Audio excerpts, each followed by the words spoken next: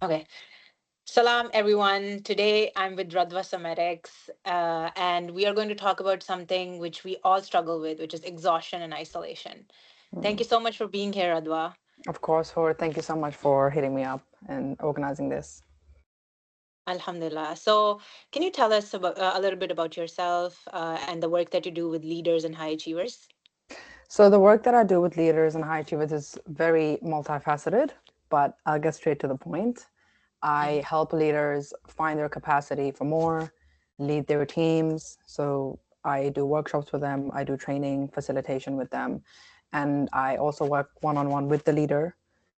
We work on their health, their mental state, and obviously systems, because in a business you can't run without systems. Wow. Systems. I didn't know that. Yeah. So, I saw that on your profile that you're a psychotherapist. Do you want to talk a little bit about that?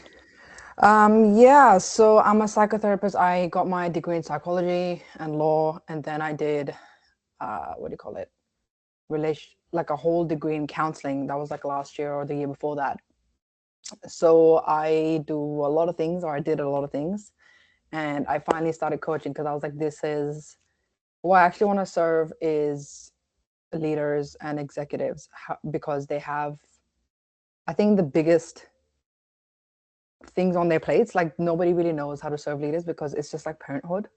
There's no manual and you're just thrown into the deep end and you're like expected to figure it out. It's like you're in the ocean, even the ocean has a manual. But leadership and parenthood don't. And these are the most important things you will do in your life. So yeah, that's my background. I have 3 degrees and I'm on my fourth one. But honestly, it doesn't, in my experience, it doesn't really matter how many degrees you have. It's about the impact that you provide people. So yeah. Absolutely, I agree. I Mm. I definitely agree with that. It has to come from your lived experience rather than just like a piece Yeah. of paper. Yeah, exactly. So tell us about when a leader is driven from lightheartedness. What is the difference when they're driven from lightheartedness instead of exhaustion? It's a good question, Hord. So lightheartedness is more about not the fact that the load isn't heavy, right? Like I have kids. So, oh my God, today was very frustrating. But there are days where you're going to be frustrated. However, whenever I look at them and I apologize to them, I'm just thinking like they're only little kids. And it's the same with your team. Like your team, like, so there's a lot of organizational research on how teams look at their leader as literally a father or a mother. It's weird, Wow. but it exists. There's literally research on this. And it's like that because people are looking for a leader all the time. And that's why, like, for example, I've always been the type to attract people, whether I like it or not. And sometimes it's worked against me in the sense that I didn't know the responsibility that came with it. And so leaders have that responsibility. And so it's just lightheartedness comes from you choosing a purpose. Not that it's gonna be easy. However, you're lighthearted about it because you understand that look, these people are like, how do I say this without sounding condescending? But they are like children, right? And children have autonomy. Children are powerful people. Like if you have kids, I don't know if you have kids, Hor, I don't but have kids. they're very powerful. And if you've read what's the book called? What is it? The Courage to Be Disliked. So I read that book recently, not recently, December last year. And he basically talks about how the weaker person in the room is actually the stronger one Oh in wow. terms of a lot of the times leaders will have a team member in their team who is low performing and people think oh he's low performing, he sucks, nobody cares. It's like no, that person is leading the downfall of your team and your obviously your business. So he is powerful in that because you allow him in that space, he's leading your thing down. And it's the same with kids. Like if my baby is crying, like I had to move this interview like 10 minutes forward. If my baby is crying, like there's nothing we can do about it. Like he's gonna cry, like that's just what it is. I have to yield to that. So people think that oh leader is powerful. It's actually the team that is very powerful and the leader is just ahead of the pack a little bit, like a few steps forward. So that's how I've understood leadership to be. And it's already hard as it is, so to be lighthearted about it is hard as well. However, I think having a purpose and having a north star really helps. Another 15 minutes. Yeah, I Yeah. absolutely agree. Like I absolutely agree. I can relate to that. When I was at KPMG, I had like people to Mm, train. It was just really hard. yeah. What was your experience like? It was it was like a lot of hand holding, telling them in like busy season, oh, like it's gonna be fine, and we're just Yeah. awake like till 2, 3 a.m. in the morning because that's what it's And these like are in big. adults you're leading, right? Absolutely, absolutely, yeah, Yeah. it's like that. So, what is that side of success which people don't see? Like it looks like a dream from the outside, Yeah. but it's lonely at the top, So, I think honestly, I don't think it's lonely at the top. I think it's lonely in the middle, when you are outgrowing your past and you haven't grown into your new. That's, I think, the loneliest part. And I think most people go through that hearing. It's lonely at the top. It's like, no. At the top, you find who you're meant to be with. Like on this journey of mine, I've had people I literally looked up to for years hitting me up. And I'm like, damn, like I never, like, I'm talking about 2015, 2016. And now I'm like, oh, you're just a person. Like, not in a bad way. It's just like you see them for who they are, you see them for the human that they are. And so I actually believe it's lonely in the middle when you're trying to make it work and you have no bloody evidence that it's going to work. The people from your past don't give a crap. They don't want to support you because they don't understand you. And the people in mm, front are like, I don't know what you're doing. They respect you for trying, but they don't respect you enough to bring you in. And I say, so I always say, like, look, it's lonely in the middle. And once you get to the top, people find you. And honestly, you don't really care at that point if they find you or they don't, because you made it through the middle, which is the hardest part. So, yeah. absolutely, absolutely, I can relate to that. So, tell us about how exhaustion can lead to freezing or procrastination. I think exhaustion is a thing we all talk about in terms of mentally exhausted, like you're turning the wheels and nothing's happening, which happens a lot. But I think again, the answer is quite multifaceted. So exhaustion can be driven by the body. So I'm obviously trained in somatic, like body work. So I've seen firsthand, for example, when I first did body work in 2023, I literally lost weight and I didn't know. And I wasn't working out. I was working out once a week. So that was very strange for me in terms of that your body can literally hold feelings and emotions and trap them. So when I did some breath work and somatic work, I was able to release that. So that exhaustion lifted. However, I was still exhausted in other ways because I had open loops in my life. And I think the biggest thing, especially with leaders that I see, is that they have a lot of open loops open. They know that they should fire somebody, but they just don't have the heart to do it, or they know they should introduce a system and they just don't know how to do it and they don't know where to ask for help. And a lot of the times when you are a leader, you have a lot of ego as well, which is fair, right? Like you've done a lot of work. Um, and that's what makes it hard to ask for help. Like even now for me, if I have to tell somebody, hey, I'm struggling with a part of my business, I get embarrassed. I'm like, oh crap, like this person I look up to or this person I think looks up to me, and I'm telling them how I'm struggling. So this is I think it's unfortunately a constant battle, and that is what leads to exhaustion. If we were just to experience the emotion for what it is and not have a story attached to it, the Yeah. exhaustion would at least, cut down 50%. So I've been having a pretty interesting week, to say the least, and doing a lot of purging, lots of crying, and that helps, right? And the more I do it, the funniest thing is the more I cry, the more people hit me up, which is so weird because they don't know I cried, right? But it's Allah literally teaching me that I'm just a vessel for Him, right? In terms of for His message, for whatever He has to say to the world. Like a lot of times I'm speaking, even now, and I'm not even like thinking about it, but I'll listen back to this. I'm like, oh crap, that was pretty cool what I said, but I didn't think about it.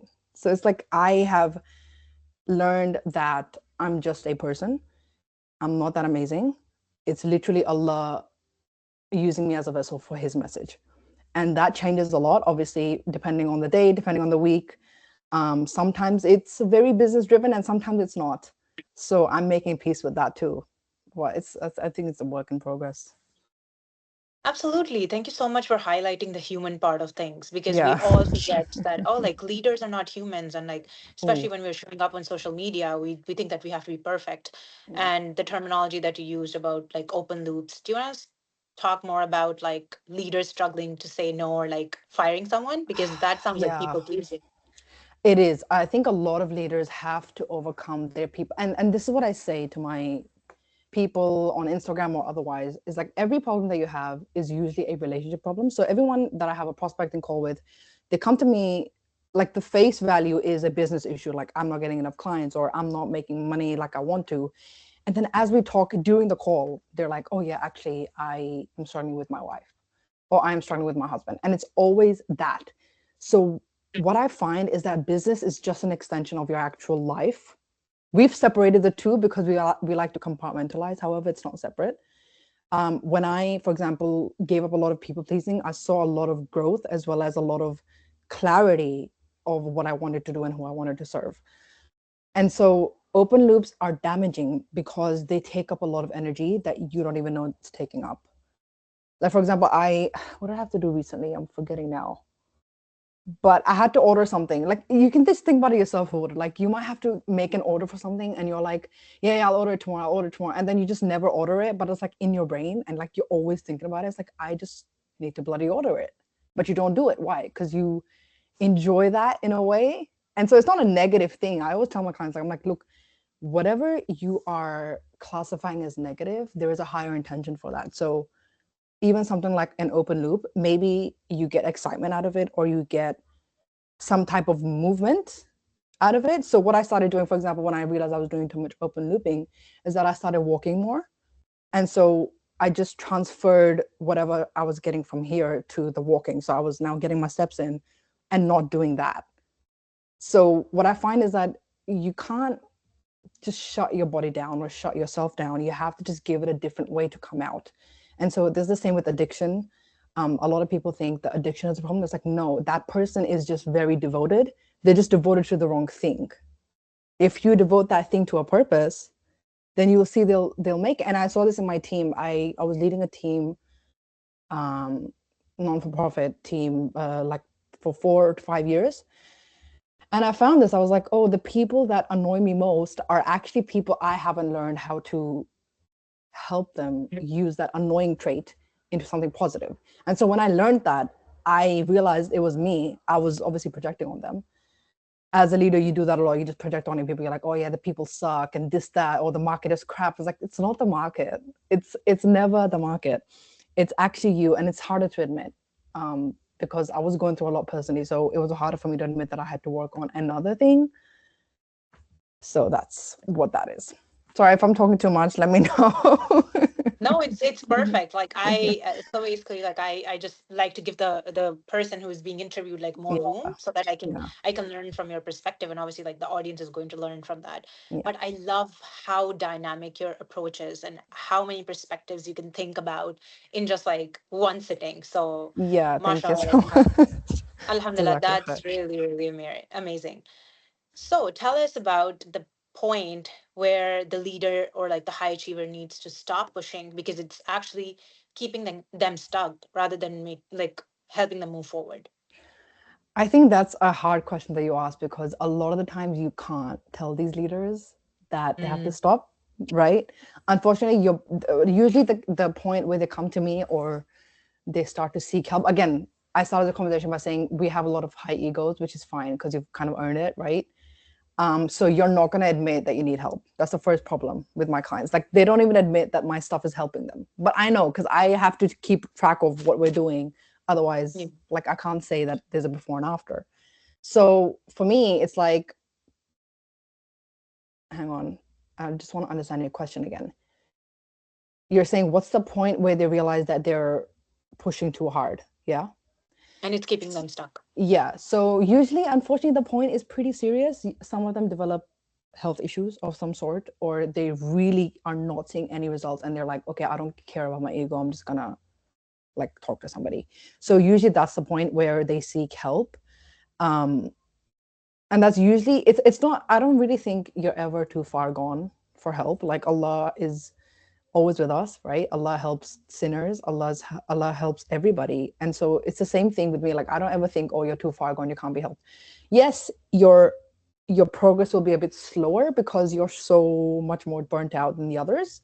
However, it's never too late. Like I've held so many, like I have a recent client who's struggling with a lot of reflux, for example.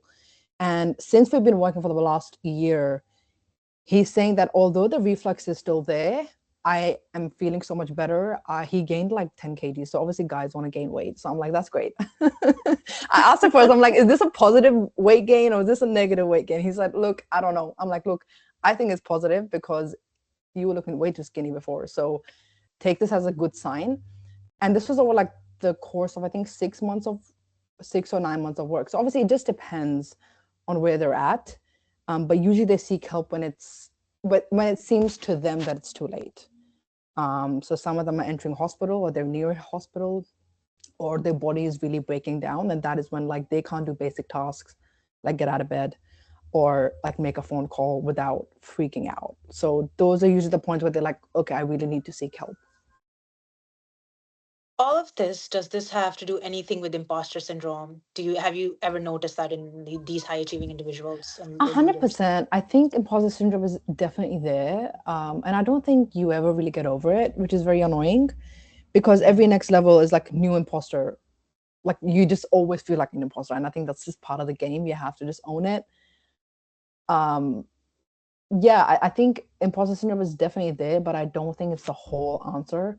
I think a lot of it is they don't have the capacity for that. They don't have the capacity to be lame, to be seen trying. And I'm talking to myself here, obviously. Like when I post on Instagram, I'm always still a little bit embarrassed. And I always tell myself, like, why are you embarrassed? Like, there's people that are not trying. How about that? Here I you are love that. trying, but you have to be seen trying. That's the thing. Like, that's the way you humble your ego and you teach yourself that this is not about me. This is about the other person. Like, I cannot believe the amount of people I help just by talking. And I'm not trying to toot my own horn, obviously. It's just always happened for me. Like I'm just talking about my experience. People are like, oh my God. Like so many people hit me up after my divorce and they're like, talk about divorce. And I'm like, look, I would love to. I just don't know if I want that type of audience right now because I don't want that to be like the defining factor. It's just something that happened. Like it's not like I don't want to be defined by that. So this is a constant battle, I think. But yeah, you have to be witness trying. That's the biggest thing I've found, especially as a leader.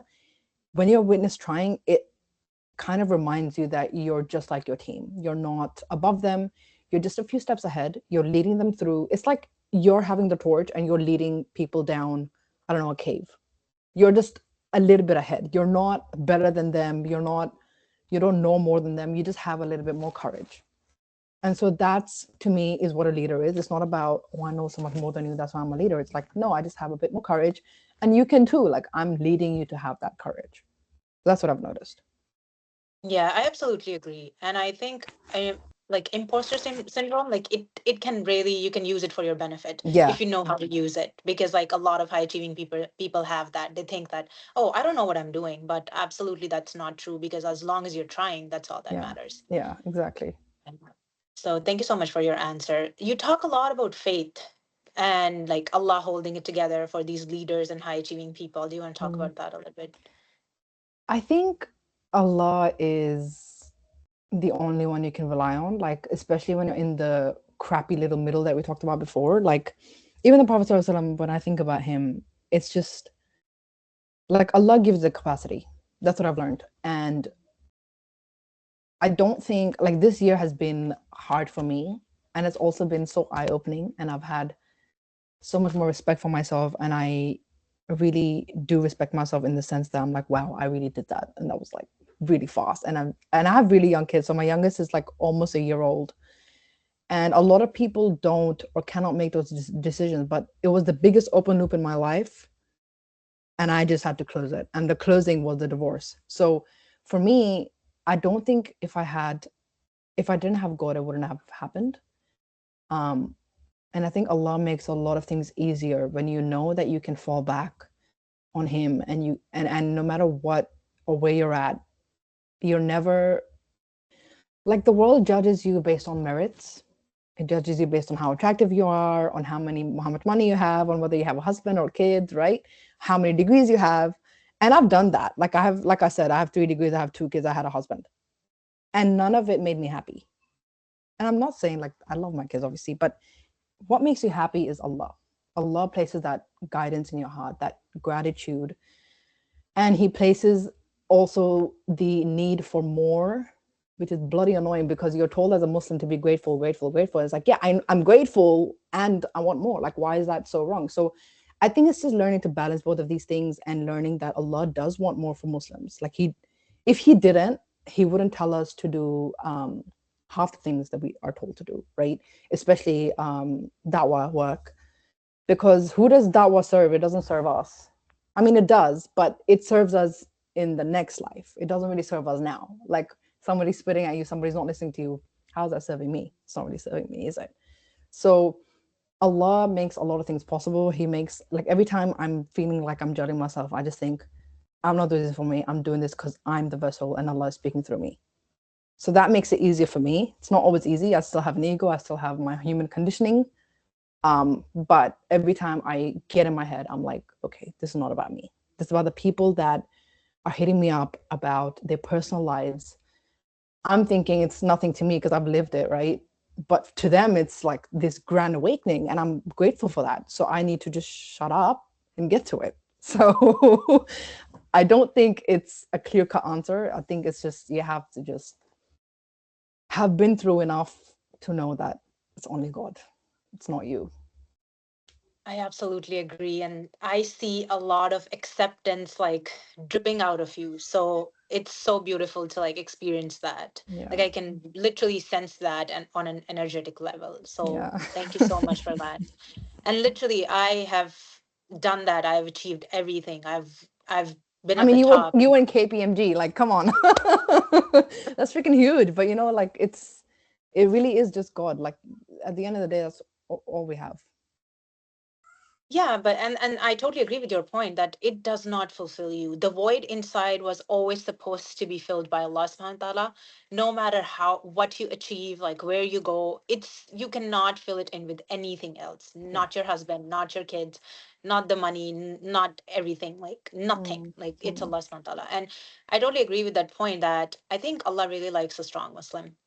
So, in order to be strong, you got to have resources, Yeah. and money is a form of resource. So, Exactly. let's just I wish normalize that. Muslims would just stop lying to themselves. Like, this money is really important in the sense that it puts you on the map in a certain way. Like, the way that we've been eaten alive, quite literally, in the Arab countries and around the world, it's just not good. And every time I talk to a Muslim, it's like so frustrating. Like, the other day, I was on Twitter and this guy was saying something stupid. I just looked at him, I'm like, why are we like this? Like, we need to just grow up. We need to get out of our heads and stop thinking the world is against us. The world is just abiding by natural laws. And the natural laws right now is portraying us as the prey because of the way we're acting and the way we're thinking, right? Like, so many people, like in my divorce, and I'm not saying this like to toot my horn again, it's just to illustrate a point. Even until now, they're asking me questions. It's been 5 months. They're still asking me, is it possible? I'm like, bro, the papers are signed. Like, what are you asking me? And they're like, no, no, no, no, for the kids. I'm like, the kids are happier. Don't worry about the kids. What are you worried about? Are you worried about me looking like a married woman, being a married woman, or what? And obviously, this is a big, hard hitting thing for Muslim people. I understand that. And I was telling them, I'm like, we've made divorce like such a terrible term. And it's the reason we're not able to move forward in life. Like, for a lot of women that contacted me in my life and otherwise online, they've all said the same thing. They've all said, how do I do it? How do I do it? It's never been like, well, it has been. There's some people. So it's just, I wish we could handle our personal stuff so that we could take over the world in a way, right? But we're not able to do that because we can't get out of our own heads. And it's very unfortunate. Yeah, there's a lot of cultural conditioning, and I see your Mm, kid. I'll just like shorten it. So, my last question to you would be for the leader who's struggling through all of this right now. mm. What is one thing that you want to say to them, or what would be the next step for them? Honestly, it's going to be very simple, but it's going to be very hard. And it's to Mhm. seek help. Like, seriously, I know it's freaking hard because I'm like, I had a moment this morning where I was talking to a friend and they were like, listen, I want to help you with this clarity. And I was like, listen, I can't cry on the phone with you. So let me just gather myself and then we'll talk. So I would say it's seek help, know that you're struggling and it's okay. And just because you're a leader doesn't mean you can't struggle. You usually struggle a bit more because you have a bit more courage. And that requires you to take over more fears. And so you're going to need more help with that. And there's nothing wrong with it. It doesn't make you less of a leader. It doesn't make your business lame. It doesn't make you lame. It's just, it's all in your head. When you seek help, you find that people respect you more as well because they're like, oh, okay. And also they understand that you're a human, which is great. So my biggest advice is seek help and don't suffer alone. There's so much that I want to talk about right now on this, especially this answer. Yeah. But We can like we I can have totally another agree. one if that's better. Yeah, 100%. I would love to talk to you, and like you have so much knowledge. So inshallah, like people will definitely Inshallah. benefit Inshallah. from that. So before I let you go, where can people find you, and how can they work with you? So you can find me on Instagram, Twitter, Substack. Instagram and Twitter, I have the same at Radwa, Radwa, Somatics, Somatics. Substack is a bit different. You can find that somewhere else. And the way you can work with me, you can work one on one with me, or we can work on your business systems, business issues that's coming up that you think is not related to systems. But usually it's hard to tell what people are struggling with. So better you just DM me and we figure it out together. Okay, perfect. Thank you so much, Radha. Thank you so much for your time. Thank you so much for doing this with me. I Of loved course. our talk, and it was so like insightful and dynamic. Thank you Thank so you. much. Thank you so much for that. Of course, and we can definitely schedule something. I'm gonna stop recording.